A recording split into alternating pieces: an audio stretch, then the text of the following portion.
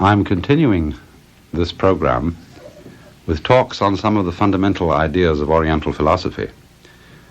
But before going on, I want to refer back to something that I said in the last program, in which I was talking about Hinduism, which may possibly have been misunderstood. At the end of the program, I was referring to certain trends in modern Hinduism, which I described as being of a somewhat namby-pamby nature. Perhaps that wasn't quite the right phrase, because that suggests weakness. What I really wanted to suggest was bloodlessness, lack of earthiness, or excessive spirituality.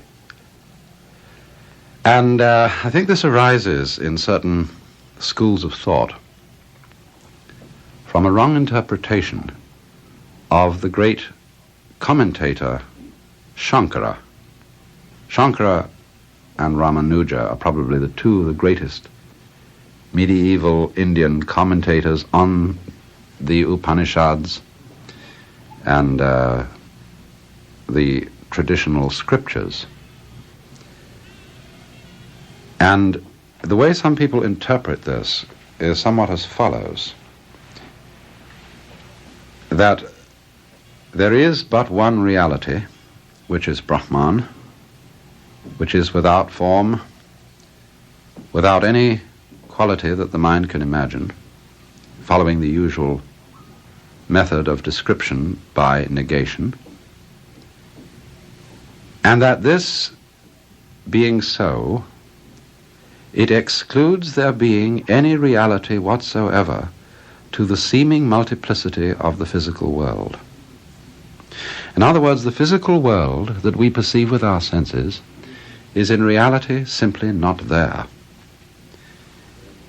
And there is even no cause within reality for its seeming to be there. And this is rather like the Christian Science doctrine of mortal mind, producing the error of suffering and physical existence.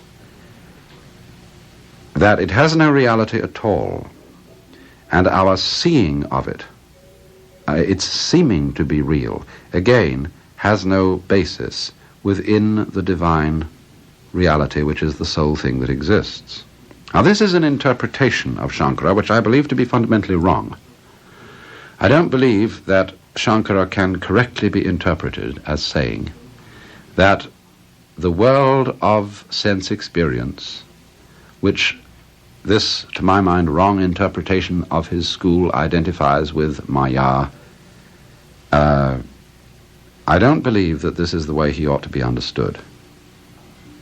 Maya, I can think of passages in Shankara where Maya is given a much more positive sense, where the world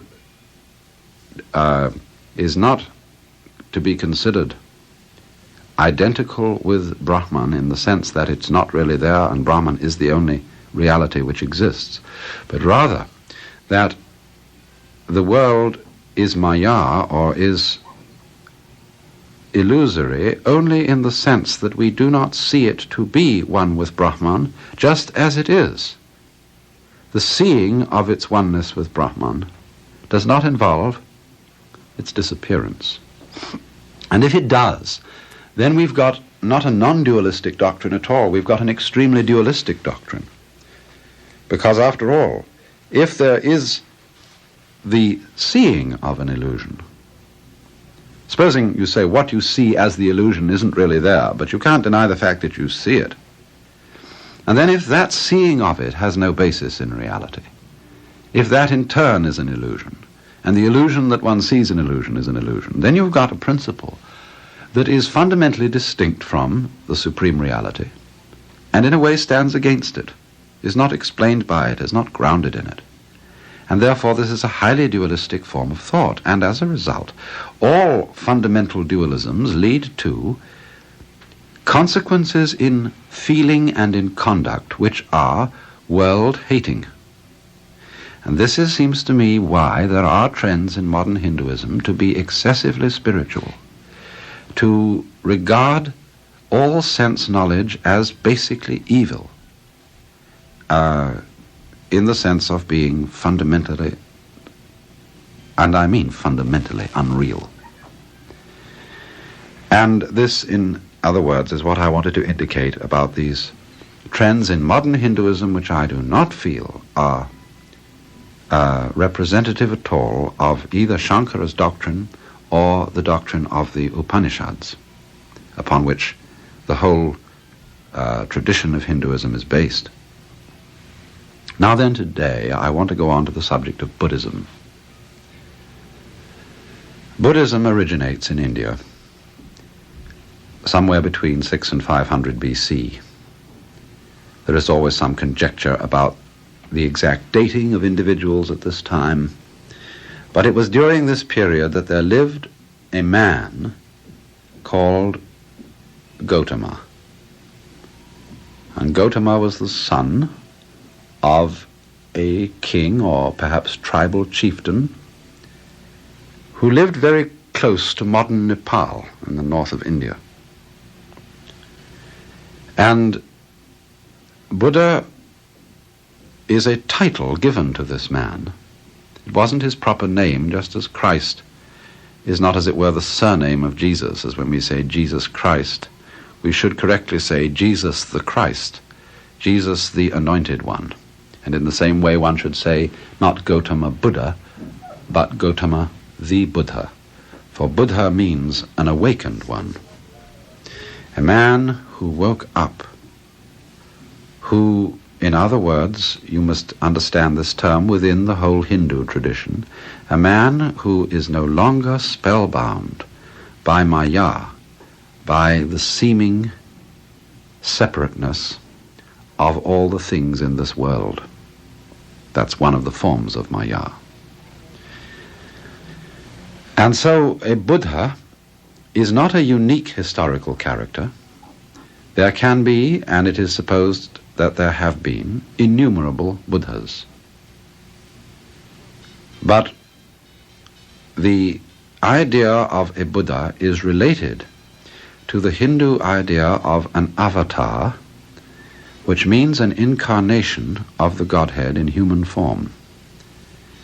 Buddhists don't think of a Buddha as an incarnation of the Godhead, because they, although not rejecting the idea of God or gods, relegate all gods to the world of Maya, to the world of relative reality. And in this sense, a Buddha is felt in some way to be superior even to the gods. Let's put it in this way. Perhaps some of you have seen what is a sort of fundamental illustration of the principles of Buddhism, a diagram or map-like thing called the Wheel of Life. And in Tibetan versions of the Wheel of Life, you will notice that the wheel is divided into 6 realms.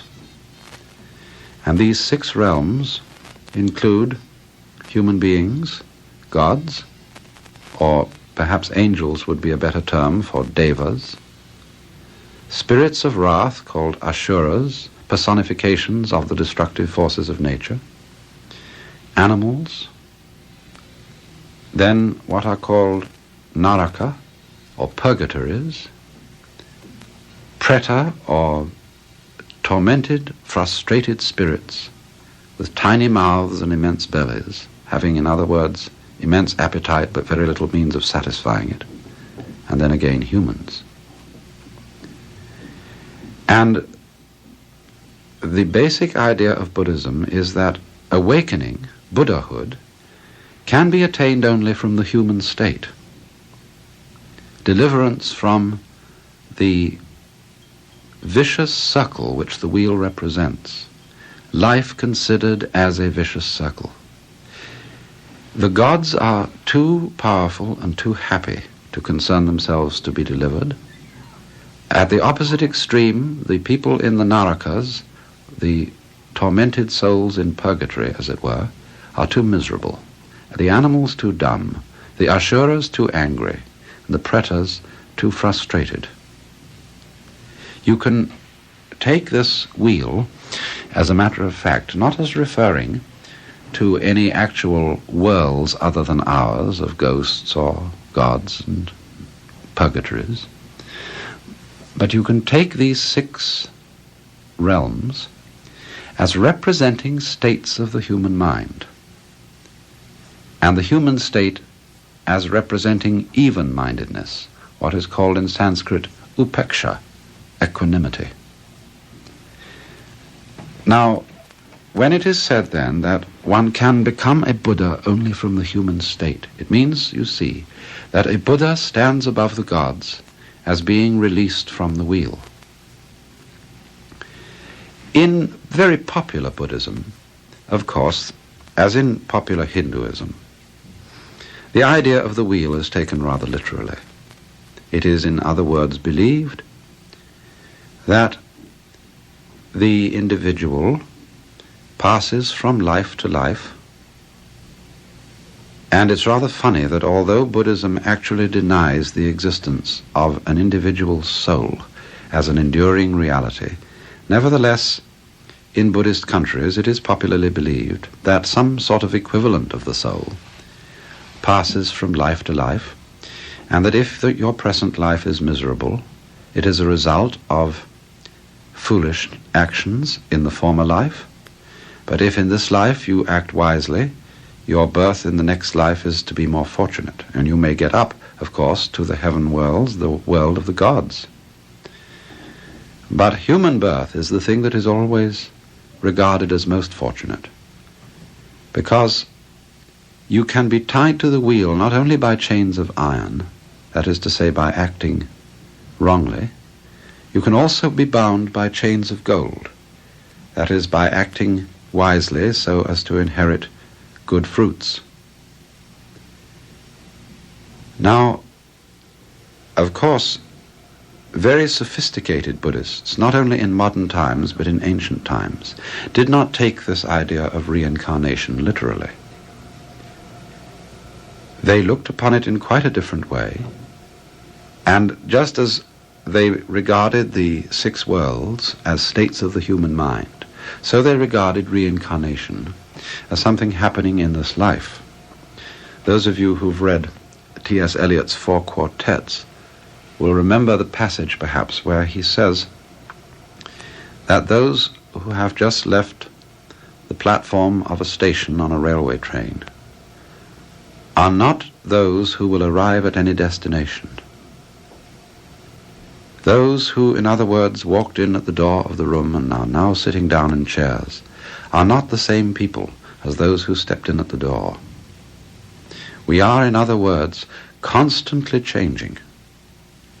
Just as we know, physiologically speaking, that our bodies are, in all their molecular structure, completely changed every 7 years or so that we are, as it were, not